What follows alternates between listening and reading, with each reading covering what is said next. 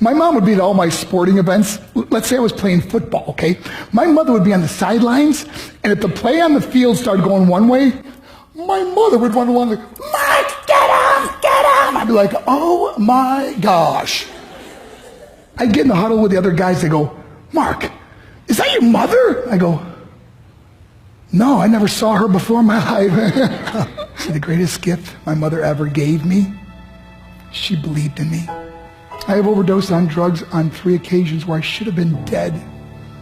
But I believe I was kept here for a reason. You show me your friends, I will show you your future. How do I know this? I hung out with losers, and I became the biggest loser of them all because I gave up everything I dreamt about as a little boy because of who I chose to surround myself with. My friends would drive me home at 2, 3, 4 in the morning. We'd be drunk and high, laughing in the car. We'd pull up in front of my house in New York. They go, Mark, the light's on. I go, oh man, my mother's up. See, my mom wouldn't go to bed until she knew her son was still alive. I'd walk in, she'd say, hi Mark, how was your night? I go, it was good, Mom, I'm just gonna go to bed. She goes, can I talk to you for a minute? I go, Mom, I'm tired, I'm just gonna go to bed. She goes, Mark, I haven't seen you all day and all night. Can I please talk to you? I said, man, just leave me alone. You bug me. I'd slam my bedroom door on the one person who believed in me.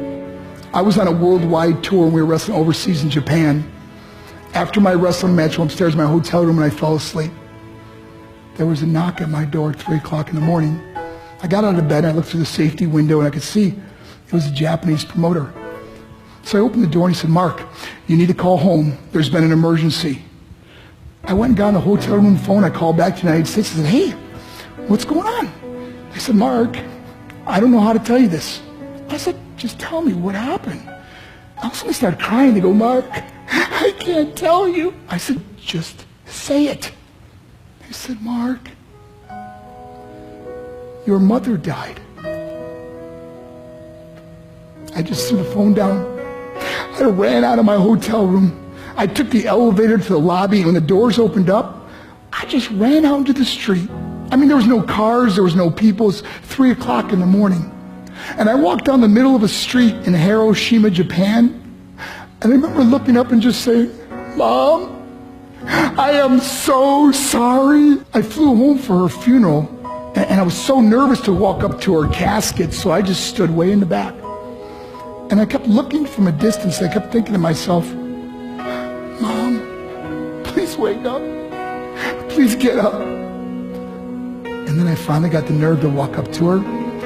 And as I got closer, I could see my mom for the first time. I mean, she was so beautiful. She was dressed in white. I mean, she looked like an angel. And I just stood over her and I said, Mom, you are my hero. Everything I am, everything I hope to be was because of you. You loved me so much. You gave me a life. You're the only one that ever believed in me. How did I repay her? By getting drunk? By getting high? By getting stupid? By hanging out with losers? For what? All she ever wanted to do was talk to me. I wish I could talk to you now, Mom. I wish you could see what I'm doing. Why couldn't I have been a better son? We are defined by our choices. But if you surround yourself with people involved in drugs and alcohol and pills, it's a dead end. I'm not here to preach to you. I'm here to tell you I lived that life. It leads to broken hearts, broken relationships, broken dreams, and death. For what? To get high? If you have a mother or a father, when you go home, tell them how much you love them. See, my whole life was about being rich and famous. I had to be a millionaire. I had to win the race. I had to win the race at the expense of my marriage, my family, my friends. For what? To be all alone in the world? I learned what is truly important, and that is how precious this gift of life is, and our families, and how quickly it can be taken away. See, I no longer live in time. I live in moments. See, it's not what's in your pocket that matters. It's what's in your heart that truly matters.